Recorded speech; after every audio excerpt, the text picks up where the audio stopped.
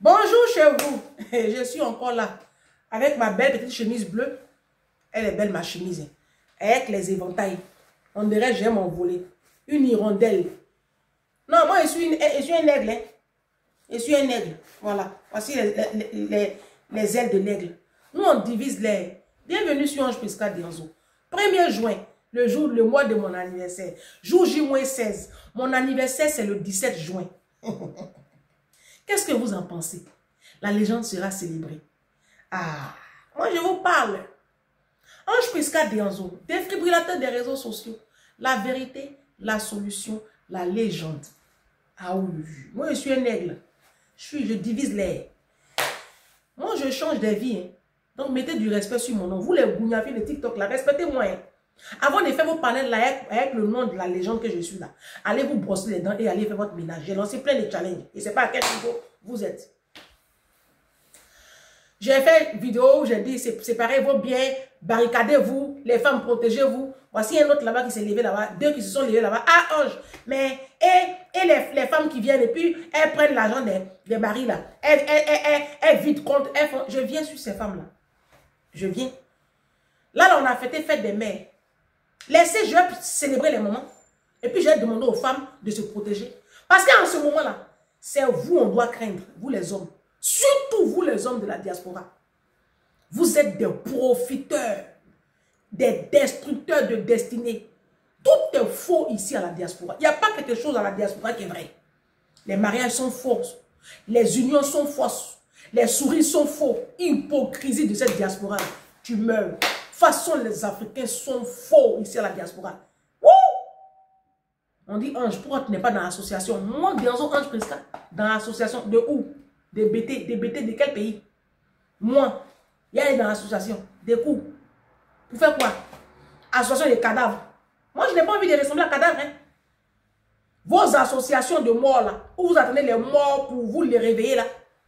Association où vous n'êtes pas en train de célébrer les vivants. C'est toujours les morts. Vous associez pour faire les morts. C'est moi, allez à vous. Association de la diaspora là. C'est confrérie de sorciers. C'est confrérie de sorciers. Je n'arrive pas à comprendre comment on peut quitter l'Afrique et puis venir s'associer ici à Noir. Non, mais quand tu as perdu ta maman là, le jour où ma maman meurt là, ne venez pas. Elle sera enterrée. Vous avez déjà vu le cadavre mange. Ma maman, elle sera enterrée. Oui. Aïe, ma mère sera enterrée. Ma maman, elle a fait ses enfants. Hein. Et même si elle n'a pas fait enfant, elle a ses assurances. Moi-même, j'ai fait assurance. Le jour où ma maman meurt là, ne venez pas. Je ne peux pas prendre mon salaire tous les week-ends pour aller dans l'association. Ma fille, je la laisse où? Mon enfant là, qu'est-ce que j'en fais? Vous pensez que moi, je n'ai pas de vie? Si vous voulez hypothéquer vos vies dans les associations, tant qu'à faire, c'est de la misère d'esprit, ça. Association, association. Confrérie de sorciers. Critiquer, chercher, elle se rase entre elles. Sorcellerie qui est dans l'association de la diaspora. Tu déposes des hypocrites. Wouh! Hypocrisie qui est dans l'association de la diaspora. Punaise. Vous allez bien. Vous les hommes là, je n'ai pas encore fini à vous. Hein. Mes soeurs, je vous ai dit et je le redis et j'assure. Séparez vos biens. Et puis, arrange-toi à ce que ton mari ne sache même pas combien tu gagnes. Et puis, quand vous faites vos tontines là, ne dites pas à vos maris que vous faites tontine. Tu as ayez un plan B.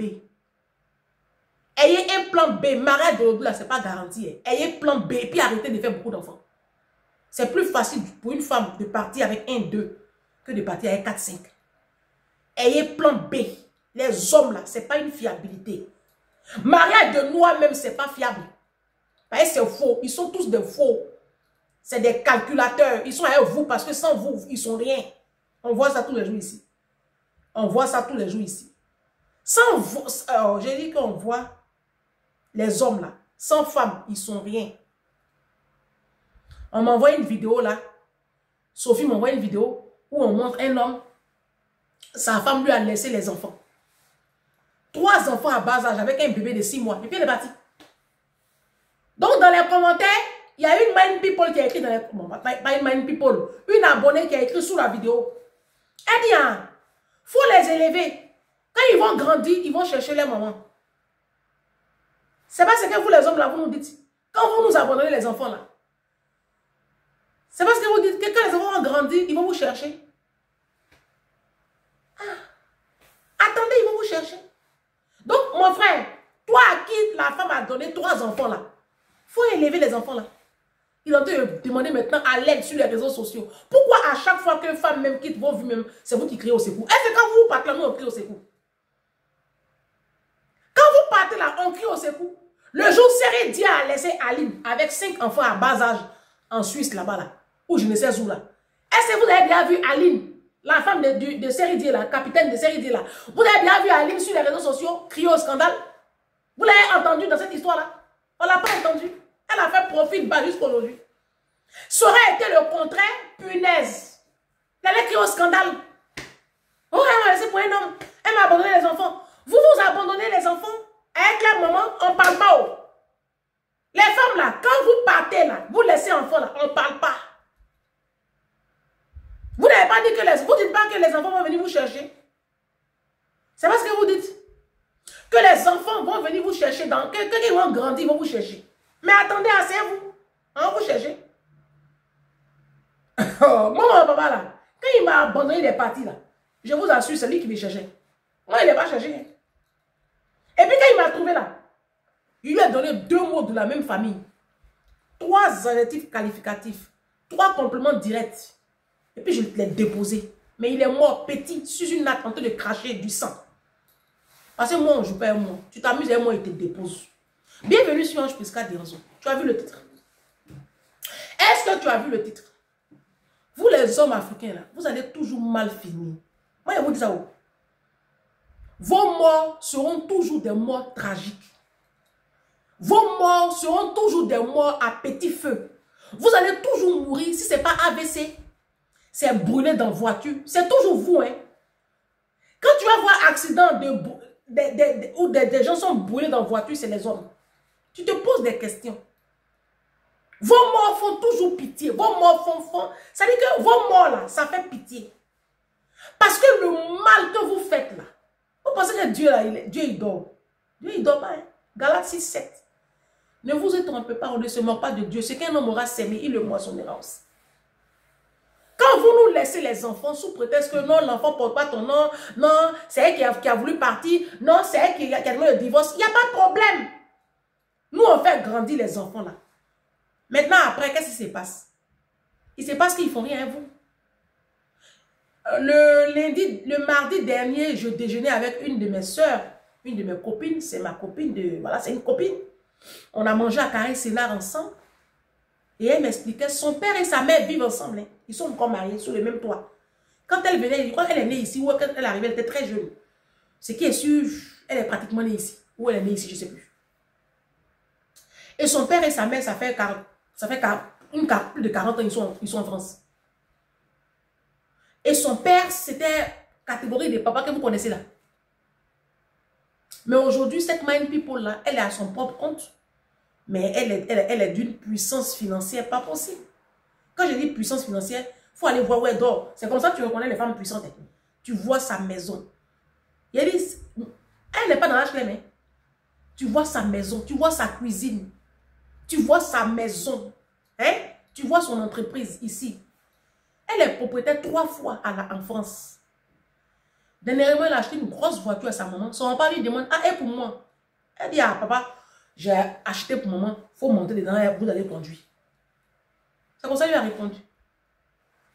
Quand il a insisté, il lui a dit, mais attends, toi-même, de toi à moi, là, quand tu réfléchis là, moi j'ai acheté une voiture pour qui? Pour toi?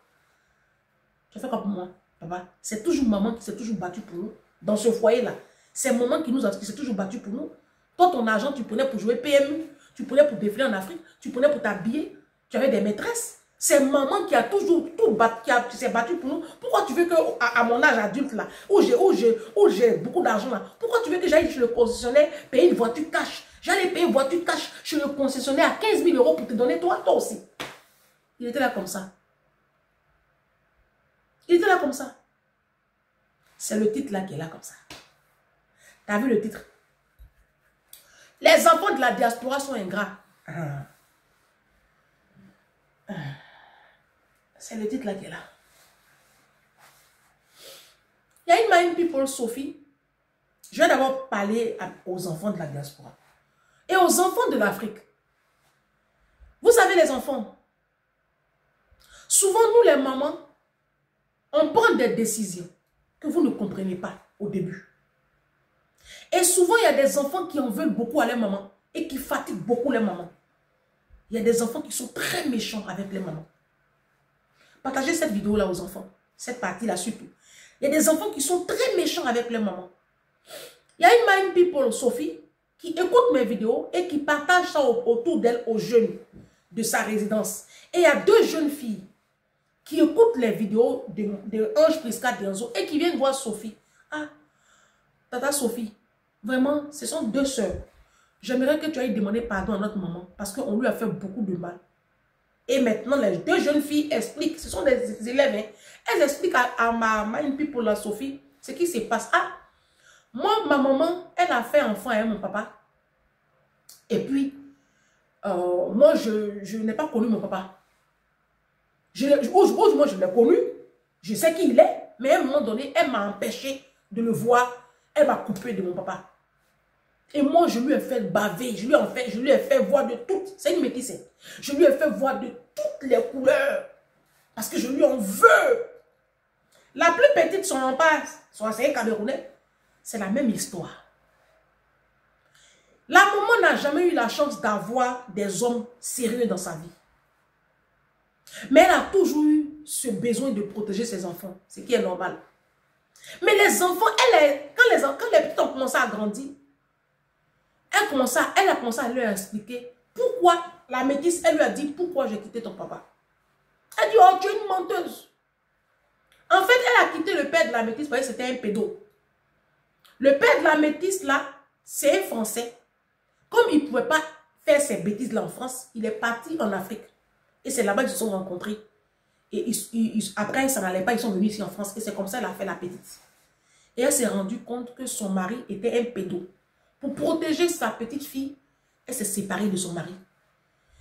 Et il a continué à faire plein de choses. Il a été arrêté ici en France. Il a été mis en prison. Pour protéger sa petite fille, elle n'a pas dit à son papa, à sa fille, que ton papa est en prison. Elle lui a juste dit que ton père, il allait travailler quelque part et il ne veut plus, il a coupé les ponts. Et donc, la petite en veut à sa maman.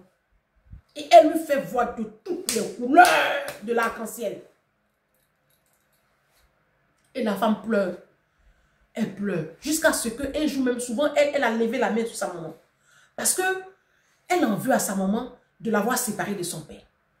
Dernièrement, il y a eu le procès de son papa. Elle dit, ma fille, on va l'appeler Diane. Elle dit, Diane, il y a le procès de ton papa. Elle dit, quel procès? Quel papa? Elle dit, ton papa, il est en prison. J'ai voulu te protéger. C'est pour cela que je ne t'ai jamais dit que ton père était en prison. Mais ton père est en prison. Pour telle chose. Elle dit, tu mens. Tu es une menteuse. Moi, je me rappelle de mon papa. Tu es une menteuse. Elle dit, ok. Allons au procès. Ils vont au procès. Tribunal de Versailles. Ils sont assis. Les preuves là maintenant sortent. Les victimes sont là. Les parents des victimes sont là. Puis Didi là. La même scène que les enfants des Didi ont fait. Ils sont sortis de l'étude. C'est comme ça la petite a commencé à courir pour sortir de la salle. Donc sa mère la suit pour dire, mon enfant, si j'avais su que ton père était cet homme-là, je n'aurais pas fait mon enfant avec toi. Mais c'est arrivé. Moi, je te demande pardon. C'est moi qui ai choisi de faire un enfant avec lui. Mais il a caché. Je ne savais pas qu'il était comme ça. Et pour te protéger, parce que je ne voulais pas qu'il le fasse sur toi. Pour te protéger, j'ai dû me séparer de lui. Et donc aujourd'hui, la petite qui voit toute la vérité, elle demande pardon à sa maman. Sa maman lui dit, je te pardonne, mais elle-même, elle ne se pardonne pas à elle-même. Donc elle vient voir Sophie et sa petite soeur, parce qu'elles ont fait tellement de souffrance à les moments. Donc Sophie maintenant qui va voir cette dame, elles sont dans la même résidence, pour lui demander pardon. Elle dit, mais j'ai pardonné à mes filles, qu'est-ce qu'elles ont? Donc, mais les enfants, c'est vrai que quand tu n'as pas ton papa, Quand tu grandis sans avoir un papa, surtout aujourd'hui, c'est difficile pour vous. Je peux comprendre, hein? Mais quand une maman te sépare de ton papa, c'est en connaissance de cause. Moi, je le dis tous les jours. Je dis, je préfère, je veux bien que Didou ait une figure paternelle. Mais si c'est pour avoir figure paternelle que vous vous donnez à vos enfants là, je préfère élever ma fille seule. C'est dans cette dynamique-là que je suis. Parce que le tout, ce n'est pas d'offrir à l'enfant une figure paternelle. C'est que l'enfant ait une bonne figure paternelle pour son équilibre psychologique et pour son développement personnel. Vous comprenez?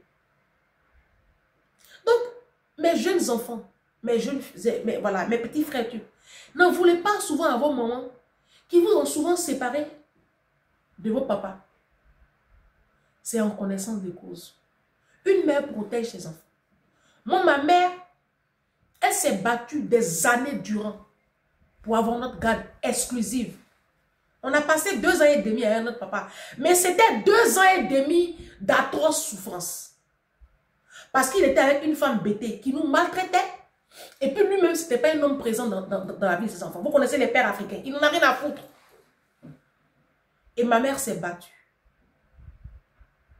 C'était pas bagarre, hein. Je vous dis que c'était procédure judiciaire. D'accord? Et à la fin, elle a gagné. Avec des preuves à l'appui, elle a gagné. Elle a gagné. Et mon papa, vous connaissez les hommes africains, leur orgueil surdimensionné, ils sont tellement imbus de leur personne. Pour lui, c'était un affront. C'était une humiliation, quoi, qu'une femme lui tienne tête. Donc, il a coupé les ponts. Il a coupé les ponts. Et c'est ce que vous faites, les hommes africains. Il n'y a pas de problème. Il a pensé qu'on allait rester toujours enfant. On a grandi. Si mon père avait été un bon papa, il serait encore en vie. Je vous assure. La mort, il est parti tôt parce que il n'avait personne pour s'occuper de lui. Quand il a pris sa retraite, il allait au village. Et puis il est parti tôt. Bah, c'est comme ça. S'il avait investi dans ses 4 enfants, parce qu'il a eu un garçon avant ma mère, et puis ses 3 filles qu'il a eu avec ma mère, 4 enfants, mon père sera en vie. Les papas qui sont en vie à 80 ans, 90 ans, là, ils ont un enfant. C'est ceux qui n'ont pas d'enfants là qui meurent vite. Et puis ils meurent très mal. Ceux qui ont négligé leurs enfants, ceux qui ont joué avec la vie de leurs enfants, c'est eux qui meurent mal. Souvent, ils meurent de maladies et puis ils meurent seuls, dans la misère.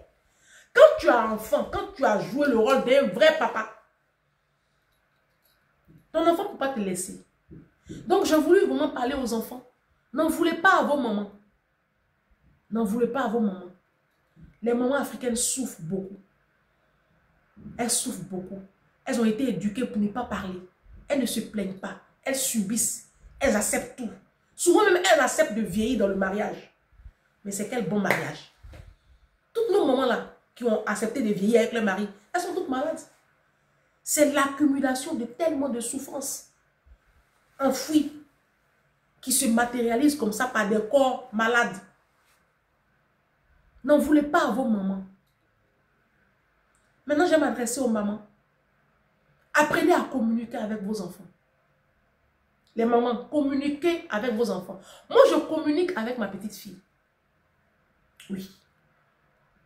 J'explique à ma petite fille pourquoi je ne suis pas restée avec son père. Je lui ai expliqué ça.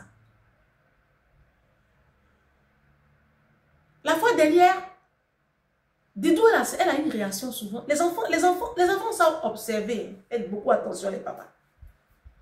Les enfants savent observer et ils mesurent ce que c'est que l'amour qu'on leur apporte.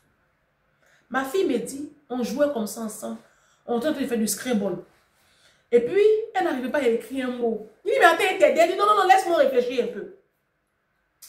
Et puis, moi, je sais pas ce qui s'est passé qu'elle a dit.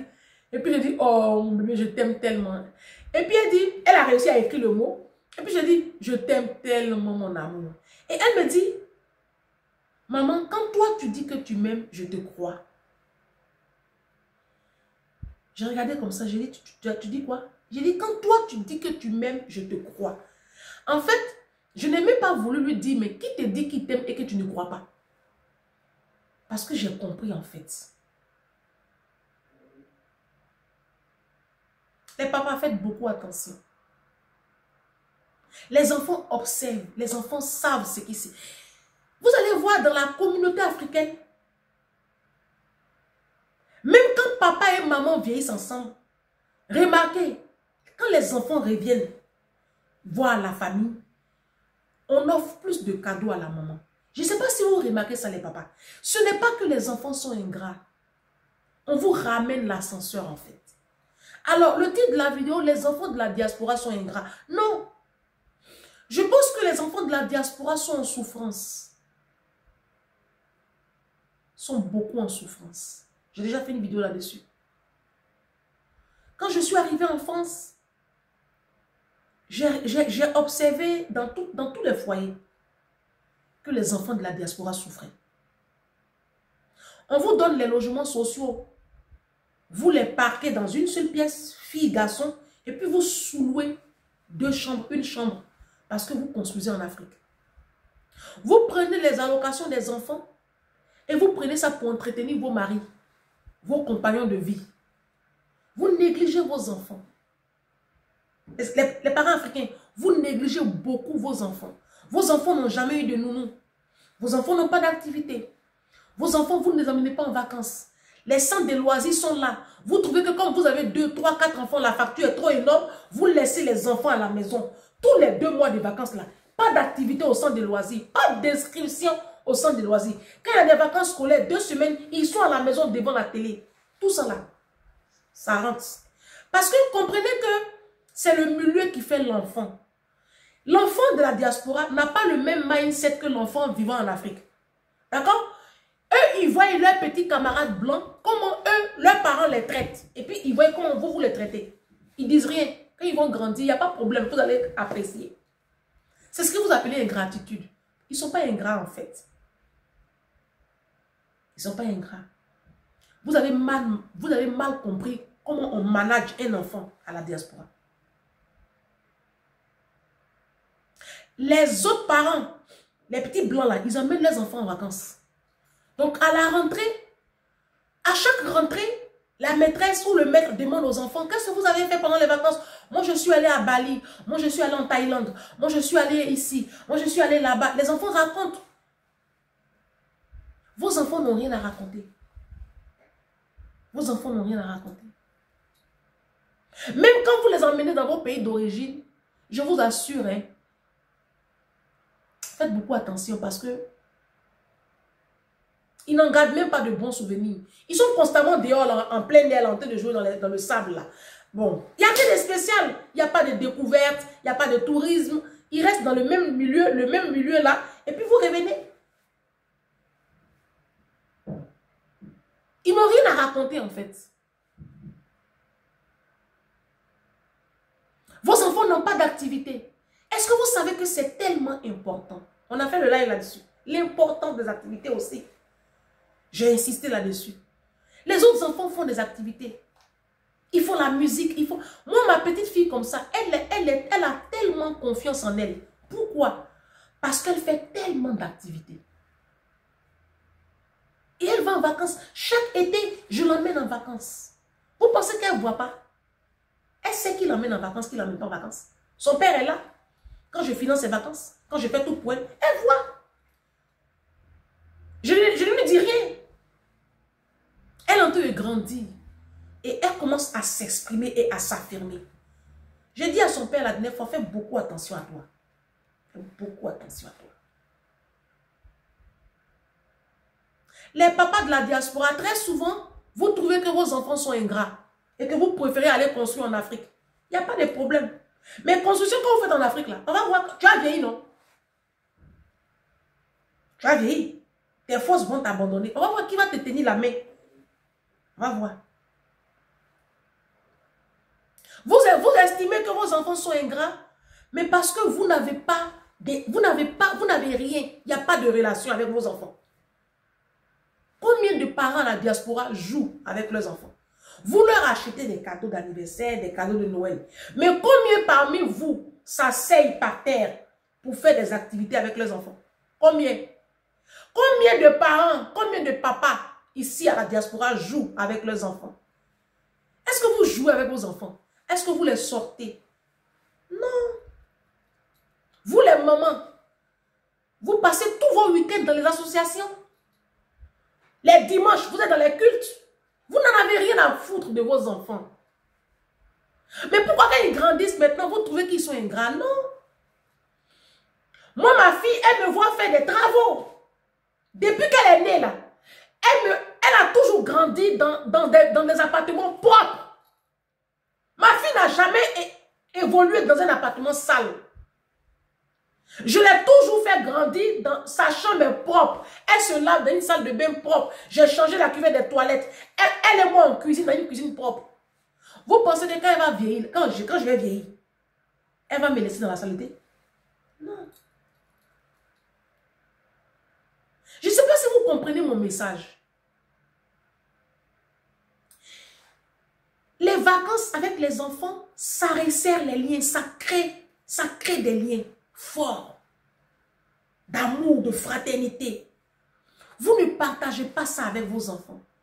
Vous les Africains, vous pensez qu'un enfant, il est né, il est dans la maison, il mange, il dort, il regarde la télévision.